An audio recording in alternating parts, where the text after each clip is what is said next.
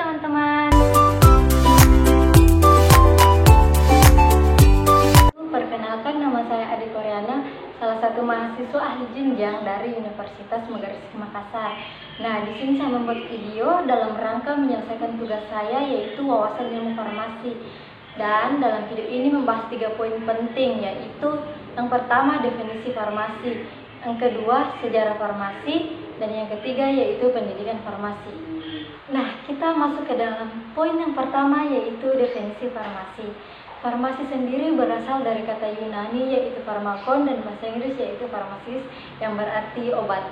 Nah, farmasi merupakan cabang ilmu kesehatan yang berkaitan dengan penyiapan obat, pemberian obat, dan pemberian informasi obat yang benar dalam pemakaiannya. Nah, kita masuk ke dalam topik yang kedua, yaitu sejarah farmasi. Pada awalnya, cabang ilmu kesehatan hanya ada satu di dunia, yaitu kedokteran.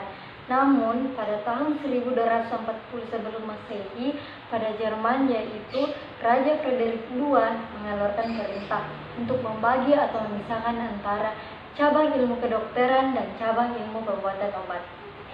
Karena diyakini memiliki peran yang sangat penting dan sama-sama pentingnya, maka harus memiliki ahli yang khusus. Nah, dari sinilah sejarah farmasi berasal. Perkembangan farmasi. Ilmu farmasi awalnya berkembang dari para tabib dan pengobatan ilmu tradisional secara turun-temurun yang berkembang di Yunani, Cina, dan Asia. Perkembangan ilmu farmasi akhirnya menyebar ke seluruh dunia termasuk ke Indonesia.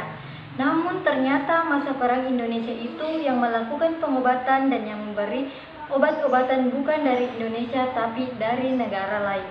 Perkembangan farmasi atau ilmu farmasi awalnya berkembang dari para tabib dan pengobatan ilmu tradisional secara turun-temurun yang berkembang di Yunani, Cina, dan Asia. Perkembangan ilmu farmasi akhirnya menyebar ke seluruh dunia termasuk ke Indonesia.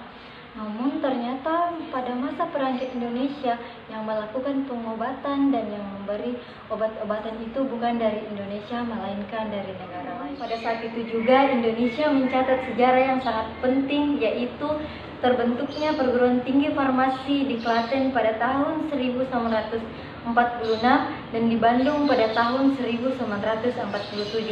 Nah, lembaga ini sangat berperan penting dalam perkembangan farmasi di masa yang akan datang. Di Indonesia sendiri terus meningkat di setiap tahunnya. Nah, kita masuk kepada topik yang ketiga, yaitu pendidikan farmasi. Pendidikan farmasi yaitu yang pertama SMK Farmasi, di mana SMK Farmasi dapat dilulusi selama 3 tahun lamanya. Kemudian D3 Farmasi. D3 Farmasi sendiri dapat ditempuh juga selama 3 tahun. Setelah itu dapat diberi gelar AMD Farm atau Ahli Media Farmasi. Kemudian S1 Farmasi. S1 Farmasi dapat dilulusi selama 4 tahun lamanya. Nah, setelah lulus dari pendidikan itu dapat diberi gelar SSI Sarjana Sains atau S-Farm Sarjana Farmasi.